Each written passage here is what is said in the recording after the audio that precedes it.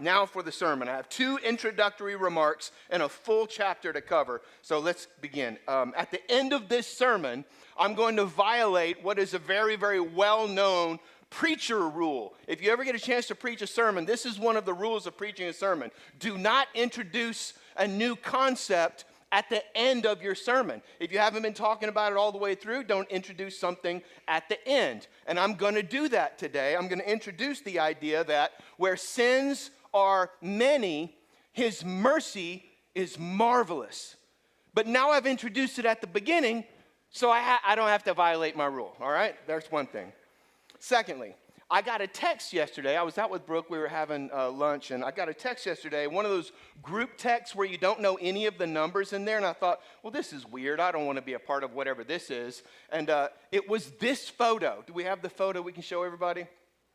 That one of those young men is me back in the 90s. And I realized, these are a bunch of guys from my old football team. And we just started, who's all on this text thread? And we started talking, and one of the things we talked about was how back in the 90s, coaching, if you coached back then, was so different. And we said, man, all of our old football coaches would be fired or jailed for the way they treated us back then. And that sets me up to tell this story, which will coalesce with our sermon. I wasn't good. I tried really hard. All those guys were more athletic, more talented, all that stuff than me, but I tried really hard, and I thought I was good. In hindsight, not so great, but I thought I was good. And one time during practice, I thought I was so good that I just thought I could sit it out. My head was kind of hurting. I got my bell rung, football, got my bell rung, and I told the coach, Coach Brokus. I told Coach Brokus, my head hurts. I think I need to sit out practice for a little while. And I didn't know how he was going to take that, but I thought, I'm one of the best players on this team. He should just go with it. And he did. To my surprise, he was like, by all means, please have a seat on the sideline. And I thought, well, this is fantastic. I'm over there kind of Cadillacing, getting the Gatorade, doing my thing. And after a while, I felt a little bit better. And I started to go back on, put my helmet on, snapped it up, go back on the field. And Coach Brogan said, where are you going, Bowman? I said, I'm feeling a lot better. I think I'll jump in. And he goes, oh, no, your head hurts. Sit down. I had no idea when I was sitting there enjoying my Gatorade, Cadillacing on the sideline, that I was done for the day. I had no idea the result, the consequences of what I had done. The people in Jerusalem and in Judah have no idea it's not like it's going to happen. In my story, I had already been sidelined. I just didn't know it until later when I wanted to get back on the field. These people are already sidelined. They're already experiencing their consequence. They just don't know it yet. Verse 1, he starts off with a song, Isaiah chapter 5. Let me sing for my beloved, my love song concerning his vineyard. So Isaiah says, hey, let me sing about God. I love God, let me sing about God. And it's a love song concerning his vineyard. My beloved had a vineyard on a very fertile hill. He dug it, cleared it of stones, and planted it with choice vines. He built a watchtower in the midst of it, hewed out a wine vat in it, and he looked for it to yield grapes, but it yielded wild grapes. Now, just technically speaking, that's the end of the song. If you were to set that to music, that would be a love song for wild grapes. The interpretation of wild grapes is stinky grapes. So if you go on our website and look for this sermon, the name of this sermon is Love Song for Stinky Grapes. Here's the reason. So in the Hebrew, it really is a stinky grape. And one time, Brooke and I went to Chicago. We took the tour, like the boat tour, if you've ever done the river tour in Chicago. And they told us that Chicago is a French version of an Indian word that means stinky onion. I was like, no wonder they went with Chicago. That's a better name than stinky. Apparently it was garlic, but they called it the stinky onion, and it's the same thing here. Worthless, wild, unusable grapes, like the ornamental oranges on the side of the road in Scottsdale. It's the same kind of thing. That's not what the owner of the vineyard intended. He planted choice vines, and he got stinky grapes. He dug the thing out and cleared it of stones, and he got stinky grapes. He built a watchtower. He hewed out a wine vat. That wine vat is where you would press out those grapes to get good wine. But you can't make good wine out of stinky grapes. It yielded wild grapes. And then the song is over and the tone changes in verse 3. And now we're in a kind of like a courtroom scene. If you were here last week, we saw a courtroom scene. And Isaiah, as he's basically making this speech or preaching this sermon that would be recorded and written down and held in the temple and then placed in the Bible, as he speaks this out, he changes metaphors and he's in a courtroom, verse 3. And now, O inhabitants of Jerusalem and men of Judah, judge between me and my vineyard. So the song changes. Now Isaiah is using a metaphor like he is speaking for God. So he says, judge between me and my vineyard. What more was there to do for my vineyard that I've not done in it? When I looked for it to yield grapes, why did it yield wild grapes? And now I'll tell you what I'll do to my vineyard. I'll remove its hedge, and it shall be devoured. I'll break down its wall, and it'll be trampled down. I will make it a waste. It shall not be pruned or hoed. Briars and thorns shall grow up. I will also command the clouds that they rain no rain upon it. And just like last week in Isaiah, and just like the week before that in Isaiah, and I'll just spoiler alert, the whole way through all 66 chapters of this book as we go through it, we are going to ask ourselves, can God do that? Is he violating some law above God? But there is no law above God. God does what he does. The psalmist tells us God sits high in the heavens and does all that he pleases. Can God just say, I will rain no rain on it? Yeah, you can. And he did. Some people call it divine antagonism. He's the antagonist against the vineyard with stinky grapes. And he says, no, you judge between me and the vineyard. Was there anything else in this metaphor that I could have done? He's already made like the to-do list. I tick-marked all the to-dos that one could have done. They were all done. Why did I get wild grapes? I'll tell you what I'll do. I'll undo all the to-dos, and I will rain no rain on it. Verse 7, for the vineyard of the Lord of hosts is the house of Israel. So now we get the key to the map. If you found the metaphor difficult to figure out, he goes, I'll tell you exactly what the metaphor is about. The vineyard of the Lord of hosts is the house of Israel, and the men of Judah are his pleasant planting. And he looked for justice. The idea is like you go up to the vine, it's grown up, you pick up the leaf and you look to see what's there. He looked for justice, but behold, bloodshed. He looked for, it says, for righteousness, but behold, an outcry. I read these books about Isaiah, and I read these books about the Hebrew language that Isaiah was written in, and I found this little nugget, that the words there that are used for, he looked for justice and found bloodshed, it's like the English words. He looked for right and instead found riot. It's two Hebrew words that sound exactly the same but mean very, very different things. He looked for righteousness, but behold, it was the outcry, the screams of the oppressed. So you tell me, he says, you tell me what I should have done to my vineyard. Can God do that? Well, he makes his case in verse 8. And there's 6 woes. I'm going to throw them all up on the screen one by one. Woes. Woe to you making dirty money. Somewhere around Tremonto, when I was going to Starbucks and I saw this truck, and the back of the truck said, dirty hands, clean money. And I thought that was pretty neat. Dirty hands, clean money. And I remembered that when I read this, and I decided to call this point, woe to you making dirty money.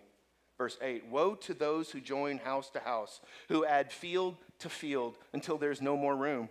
And you are made to dwell alone in the midst of the land. The literal idea of what's happening here in Jerusalem, in Judah, the people of God are doing something they're not supposed to do. We would recognize it as something akin to controlling the housing market. They're joining house to house. They're adding field to field. Suffice to say, they're manipulating the system, and they end up evicting a bunch of people, which is the part about you're made to dwell alone in the midst of the land. And to do that, they're defying God's law, which is what makes it dirty money. They're making a lot of money, and it's dirty money because they're defying God's law. In Israel, in the land of God, land was a sacred entity. And God had already said, and you may not know this, maybe you do, but God said, all the land belongs to me. And you can put it in your name for a while, but you are stewarding it. And I have said, God has decreed that land will eventually go back to its original owner. No matter what happens, a redeemer can always step in and buy it back and put it back in my way, it would be like the Bowman family name, okay, or the Turner family name. It's always going to go back to its original owner. Leviticus 25 says, the land shall not be sold in perpetuity. You can do stuff with it, manage it, leverage it, whatever. You can do stuff, but it shall not be sold in perpetuity, for the land is mine, God says. The land's mine. And you are strangers and sojourners with me. And in all the country you possess, you shall allow a redemption of the land. So, in other words, not to make it about Leviticus, but that's the law. And the way they were making their money was dirty money. And woe to you who are making dirty money. Verse 9, the Lord of hosts has sworn in my hearing, saying, quote, surely many houses shall be desolate, large and beautiful houses without inhabitant. That's easy to determine what he's saying there. He will not permit the real estate market to work out in favor of these people who are doing it this way. You've made dirty money. You're going against God, and he's not going to let it work. You will not win. The next one, verse 10, for 10 acres of vineyard shall yield but one bath. And if we knew what that was, we'd all go, what? Just one bath? It'd be like saying, you're getting like 3 ounces of wine out of your 10 acres. It won't be worth it. You're not going to win making dirty money. A homer of seed shall yield but 1 ephah. And we go, what? Just 1 ephah is not even worth it. God says, you will not win going against me, trying to make dirty money and breaking God's law. Number 2, woe to you who party like the godless. Verse 11. Woe to those who rise early in the morning that they may run after strong drink. Booze, that's booze. Who tarry late into the evening as wine inflames them. And he's saying, you will not win. I'm not going to let you get over on me partying like the godless with booze, pills, and self-medication of all the different kinds. Your gummies, your smoking, whatever it is. He says, verse 12, this is the description of the party. They have lyre and harp and tambourine and flute and wine at their feasts, which ain't no problem with none of that.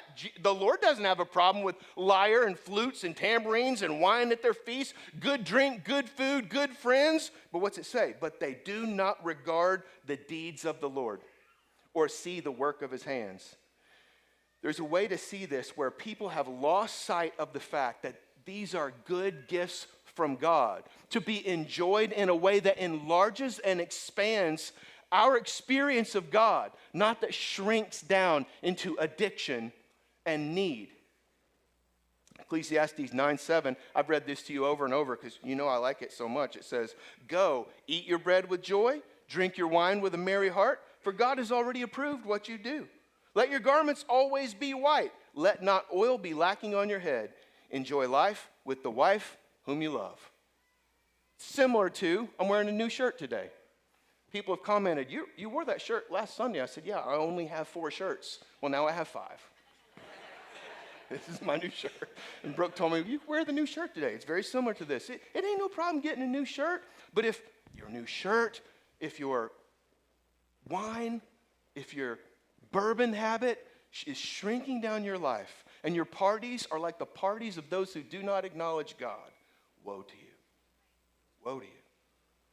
He stops the woes. There's going to be 6. He stops right in the middle of them and says, therefore. Therefore, verse 13. Therefore, my people go into exile for lack of knowledge. Their honored men go hungry, and their multitude is parched with thirst. Those of you who really like literature and you get like what he's doing, you can see what he's doing there. It's pretty neat. He says, you guys who like to evict people, to make your dirty money by kicking people out of their houses, you will be the ones evicted. The evictors will get evicted. And you drinkers, you'll be thirsty. You with an appetite for booze are going to bring on a monster with an appetite for death. Your dirty money will put you in the dirt. It's all those kind of little word plays happening here. And when Isaiah said the word exile, Some of you who really like your Bible and you know what's coming, like Judah or Jerusalem will be picked up and taken to exile in Babylon. Don't let the word trick you. He's not referencing that historical event where Babylon will come in, pick them up and take them to exile. That's not what he's talking about. He's saying it's already happened. It's not Babylon that came to get you. It's the booze that already got you. It's a done deal. It's the fact that you are sitting alone. He already said it up at the top there. You're alone in a field having oppressed all your neighbors. And now what do you got? You got a field that I'm not even going to rain on. The hooks are in already. He says, therefore, the hooks are in already. It's not like the enemy is at the gate. No, the enemy is in the house and in control of the country already. It's not like the thief is lurking in the bushes. No. The thief is dating your daughter and taking her to prom. The hooks are in. And the fight now is just for show. That's what he's saying. To them in their day. Verse 14.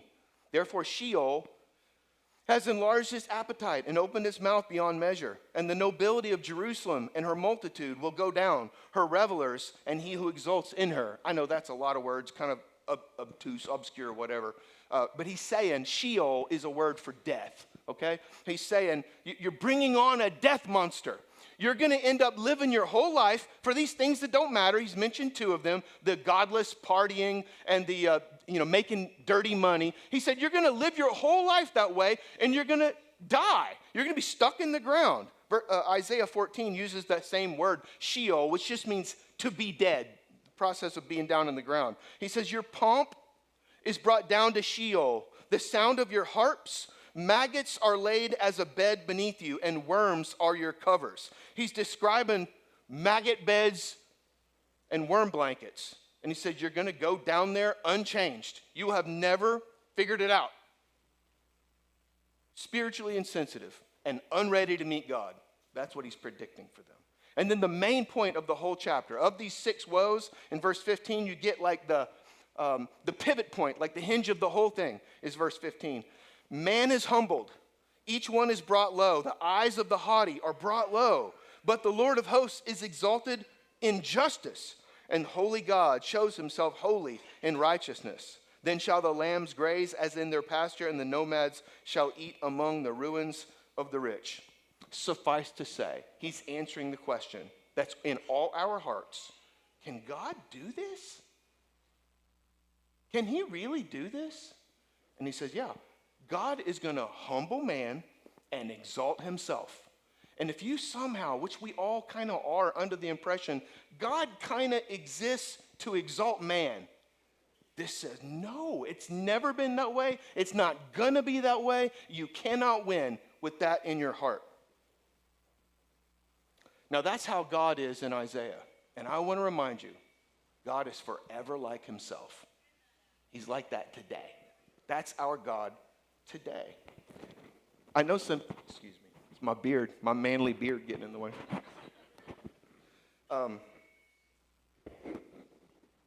Some people have said, yeah, but in the New Testament, Jesus isn't like that. Jesus is merciful and kind, and he would never say stuff like that. Maggot beds and worm blankets. He wouldn't be that way.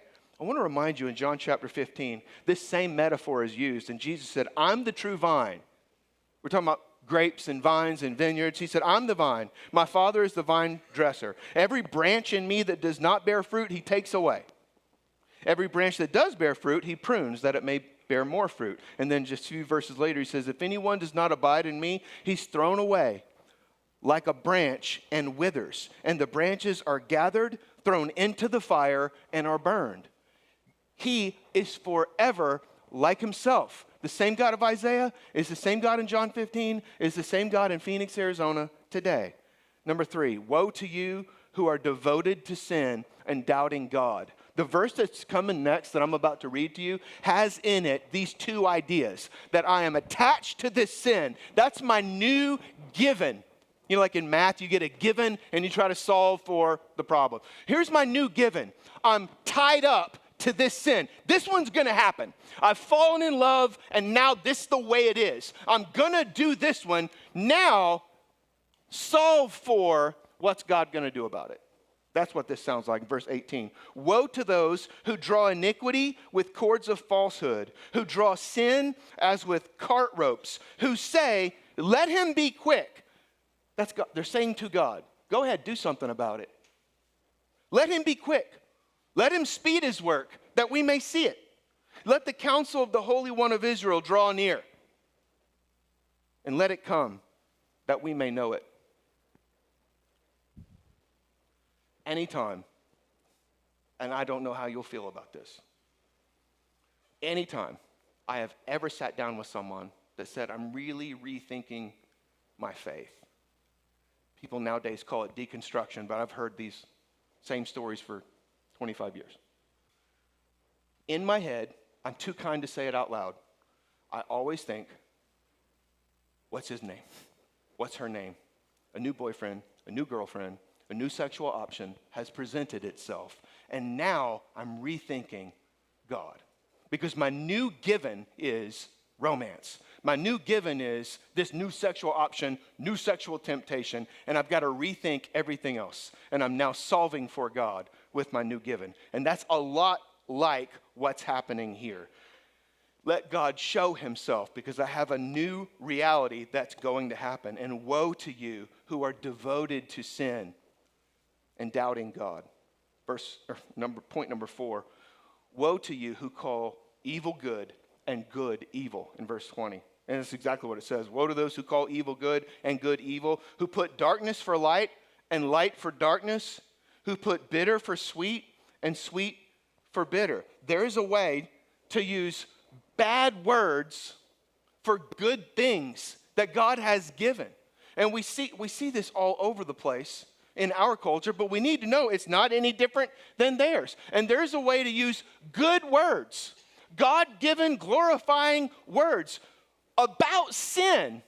And my little rule on this, when we were raising the kids, and my daughter's here today, I'm happy to have Bailey here, but with Bailey, with Britt, use bad words for bad things. Well, do your kids say bad words? Well, they say bad words about bad things. There are bad words because there are bad things. But woe to the people who take bad words and use them for the good things that God wants in our life, like family and children and self-sacrifice and humility. We covered this last week, but it's the continual reversing. And woe to those who will use good words about bad things and say things like, I found my soulmate, or I'm falling in love, or this is just business, when in fact it's dirty money. Number 5, woe to you who are too proud to do justice. Justice is a big theme in Isaiah. We're never going to get away from it. But there's a way that we are too haughty, proud, self-consumed, too shrewd in our own mind to actually get it done. Verse 20, woe to those who are wise in their own eyes and shrewd in their own sight. I'm not going to spend a lot of time on this, but I do want to give you 3 ideas that will help. Jealousy, the word jealousy, is a desire to keep what rightfully is yours. And it's wrong to not be jealous when you should. You can write that down, think about it, maybe discuss it. Jealousy is the desire to keep what is yours. Coveting is in the 10 Commandments. We are not allowed to covet. And coveting is the desire to have something that isn't yours. Envy is the desire to take what is someone else's. Okay? Coveting is to desire what others have. Envy is the desire to have what others have. And then when we go ahead and take from someone because we envy, because we covet, that's called theft. And much of what we see packaged as social justice in our day is just envy and coveting, wanting something that's not yours. And it can result in theft. Woe to those who are too proud and self-consumed to actually do justice. And number 6, woe to those who are too drunk to rule. Verse 22. It says, woe to those who are heroes at drinking wine and valiant men in mixing strong drink, who acquit the guilty for a bribe and deprive the innocent of his right. There's supposed to be someone in charge who makes the guilty pay unless the innocent go free. And in Isaiah's day, he links it to those who should be heroes or those who should be valiant men, those who should be leading and ruling and making right decisions are just too drunk to get it done. And Proverbs 31 talks about this. Proverbs 31 says, the words of King Lemuel, an oracle that his mother taught him. His mama told him, what are you doing, my son? What are you doing, son of my womb? What are you doing, son of my vows? Do not give your strength to women, your ways to those who destroy kings. It is not for kings, O Lemuel. It is not for kings to drink wine or for rulers to take strong drink. Why not? Why can't the king party? Lest they drink and forget what has been decreed and pervert the rights of the afflicted. If you're going to be in charge, if you're going to be responsible, you have to be very careful about strong drink. And woe to those who are just too consumed with alcohol to make good decisions. Amen. Amen myself. Number 7, and this is the one I think is going to get all of us. Certainly got me in preparation. The word he used next is therefore, not lest. We don't say lest very often. It was just used in Proverbs 31. If the king is always drunk, he won't be able to make good decisions. And it says, don't drink lest you pervert the cause of the afflicted. Lest. The definition of lest is the intention of preventing, to avoid the risk of. And he doesn't say, you better accept my woes and change your ways or else something bad is going to come. He doesn't say that. Are y'all ready for what he actually says? Therefore, it's already happening. Oh, so you want us to change? Isaiah could say, you can change or not change. It's already happening. Like when I said, my head feels better. I'm ready to go in the game. And he goes, no, I sat you down 30 minutes ago. You've been done for the day. You just didn't know it. When I was a kid, I'd hear my dad preach sermons like this. If you didn't know, my dad's a pastor. And I would just imagine, Dad would say, things are so bad. The world needs to change. Things are so bad, maybe worse than ever before. And I'd heard it all my life. And I thought, I bet the preacher before Dad said the same thing. I bet it's always been said, oh, it's so bad, we need to change.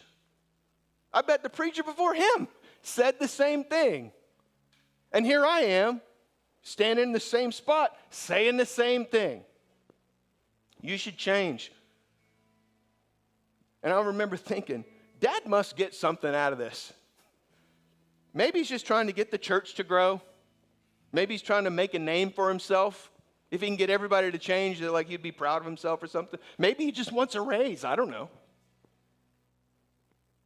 And now I'm here, and I see what it is. It's already happened. We have sinned against God. In our culture, in our country, in our families, and God is forever like he was right here. He's the same. It's not lest, it's therefore. What happens next is going to happen and has already happened. The enemy is not at the gate. The enemy is running families. The enemy is running corporations, churches, and countries. When you see that the men are too broken to lead and to rule well, too consumed with drink and self-absorption to bring real justice in any situation, it's already happened. There is no lest or else. When you see that women are unresponsive to the needs of others and are paragons of self-centeredness in any culture, it's already happened. That's why he says, therefore, as the tongue of fire devours the stubble and dry grass sinks down into the flame, so their root will be as rottenness and their blossom will go up like dust. For they've rejected the law of the Lord of hosts and have despised the Holy One of Israel. They already did it. It's already happening. Yes, Babylon is on its way, but look at your culture. It's already broken. Therefore, the anger of the Lord was kindled against his people. He stretched out his hand against them and struck them. Have you ever seen God backhand? Or maybe it was closed hand. He struck them, and the mountains quaked, and their corpses were as refuse in the midst of the streets. For all this, his anger has not turned away, and his hand is outstretched still. Don't think of it as outstretched in mercy. He's saying he's still slugging. He will raise a signal for nations far away and whistle for them as from the ends of the earth. And behold, quickly, speedily they come. And then he goes on a long description of the perfect execution of warfare that Assyria is known for. And these are the words of God through Isaiah to the people of Judah and to Jerusalem. These are not necessarily the words of God to the United States of America. We don't need to try to interpose like that. But know this, God is forever like himself. He's just like that. And he hates the same things today that he hated then. So what should we do? Well, you should make good money. You should. You should feast like a Christian. You should doubt sin and devote yourself to God. You should hate what God hates and love what God loves. You should do justice in humility. And you should take responsibility to lead soberly. Which brings up the question, so then the judgment of God will go away? No. No. But where sins are many, his mercy is even more marvelous.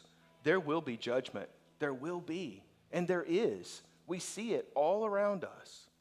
But where sins are many, it highlights the mercy of God. One of the nice, beautiful things about studying Isaiah is it informs all the New Testament. And you'll recognize what I'm about to read to you. This is one of the parables that Jesus told.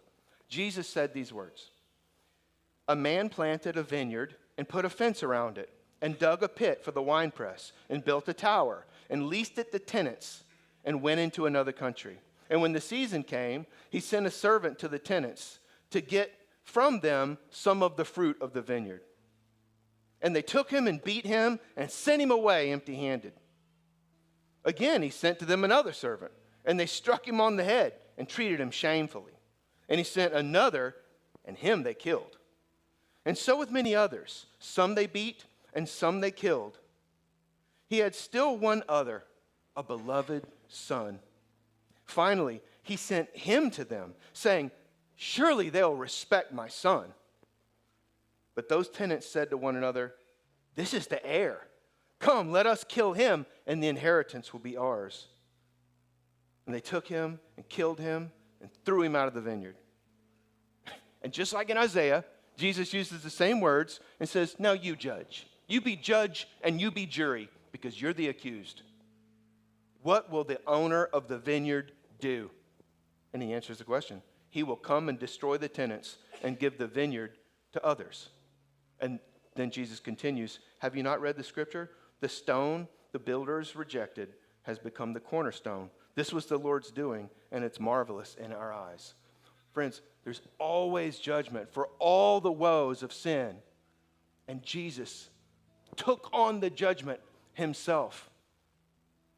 Jesus is the one who said, I will receive the penalty. Woe to everybody who sins in these ways. And if you will trust in him, he will take on your penalty. And this mercy is made more marvelous by the sins of the many.